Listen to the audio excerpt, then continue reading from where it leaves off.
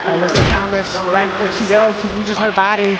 On June 24, 2026, the Indiana Fever faced the Phoenix Mercury in the second game of an intense back-to-back matchup. The rivalry had already reached a boiling point, but one second quarter moment ignited an even bigger debate across the sports world. Just over 3 minutes into the second quarter, Caitlin Clark drove toward the basket and appeared to trip over Lexi Held's foot, falling to the floor as the play came to an end. Moments later, an interaction between Alyssa Thomas and Clark quickly became the center of attention. Video clips of the incident spread rapidly across social media, with many fans and analysts questioning whether the contact after the play should have resulted in a stronger response from the officials. The referees did not call a foul on the sequence, fueling widespread discussion, criticism, and calls from some viewers for the league to review the play and consider disciplinary action. What I would love Caitlin to do is get up one time and then just slap the out of it. The loudest response came from NBA Hall of Famer Reggie Miller, a player who built his career during one of the league's most physical eras and knows the difference between hard, competitive basketball and unnecessary contact. Having spent time alongside Caitlin Clark during NBC's Basketball Night in America coverage earlier this season, Miller didn't hold back when discussing the play. According to Miller, the contact crossed the line. He described it as a dangerous play against a vulnerable player and questioned whether officials are doing enough to protect the league's biggest stars. His message was straightforward. Physical basketball is part of the game, but actions that put players at unnecessary risk have no place on the court and should be addressed consistently. Miller's opinion carried weight because of his own experience. After competing for years in high-pressure, intensely physical NBA games, he understands the difference between tough defense and plays that go too far. In his view, this incident belonged in the latter category. As the video spread online, social media quickly erupted with debate. Many fans criticized the officiating, arguing that player safety should be a higher priority, especially when it involves one of the league's marquee players. Others expressed frustration with what they viewed as inconsistent enforcement of the rules, while some directed strong criticism toward Alyssa Thomas, claiming the play deserved a harsher response. The incident sparked widespread discussion about player protection, officiating standards, and how the WNBA should handle similar situations moving forward. Don't think about it, y'all. I mean,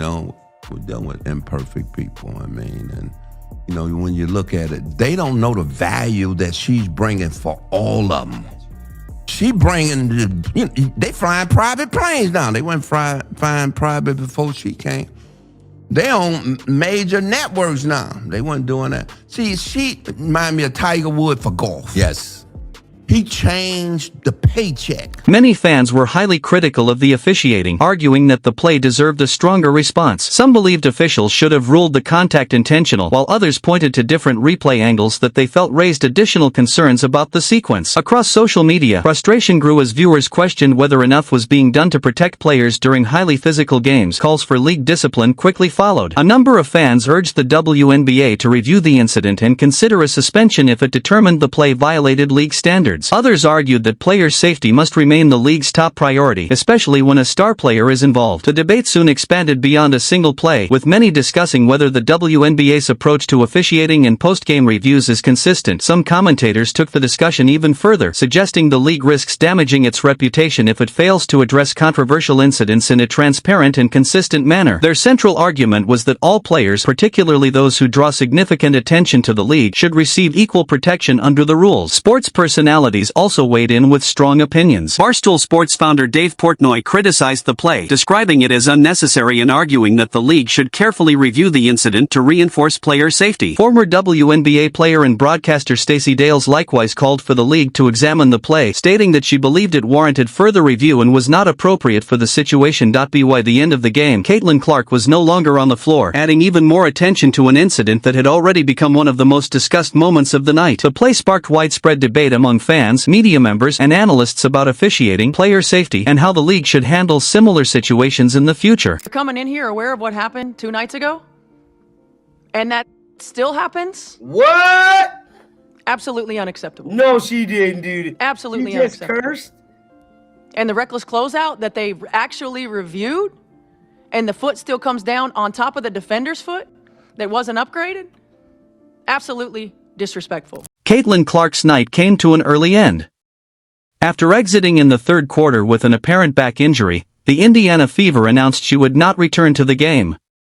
Her departure immediately intensified the conversation surrounding several controversial plays that had already sparked debate among fans and analysts. Following the game, Fever head coach Stephanie White delivered a passionate response during her post-game press conference.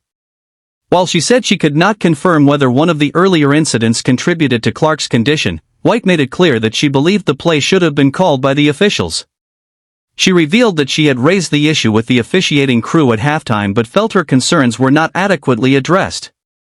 White also questioned the consistency of the officiating throughout the game, pointing to what she viewed as a significant imbalance in foul calls and free throw opportunities. In her opinion, the situation was unacceptable, especially considering the physical nature of the matchup and the events that had occurred in the team's previous meeting. She went on to express concern about player safety, describing one of the disputed plays as dangerous. White also criticized a separate reviewed play, questioning why video replay did not lead to a different ruling if officials had the opportunity to examine the contact more closely. Her comments reflected a broader frustration with what she viewed as repeated officiating inconsistencies. Rather than focusing solely on one play, White argued that the pattern of controversial decisions had become increasingly difficult to ignore, calling for greater accountability and a stronger commitment to protecting players throughout the season. Stephanie White's frustration only grew as she continued addressing the media. She questioned how controversial calls could continue to be missed even after officials had the benefit of video review, comparing the process to getting a second chance on a test and still arriving at the wrong answer.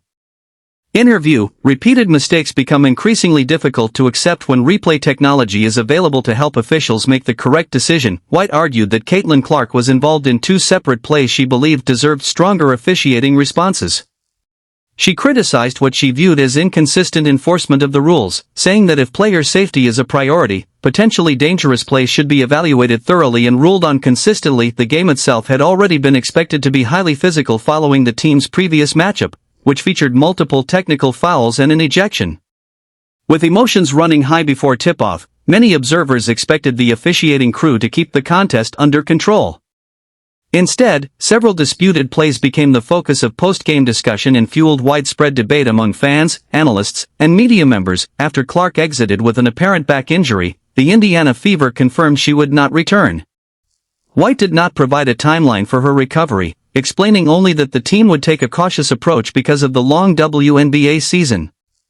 Her comments shifted the conversation toward the broader issue of player safety and the responsibility of the league to consistently protect all athletes. Much of the public reaction centered on whether the WNBA should review the incident involving Alyssa Thomas and determine if any additional discipline was appropriate under league rules.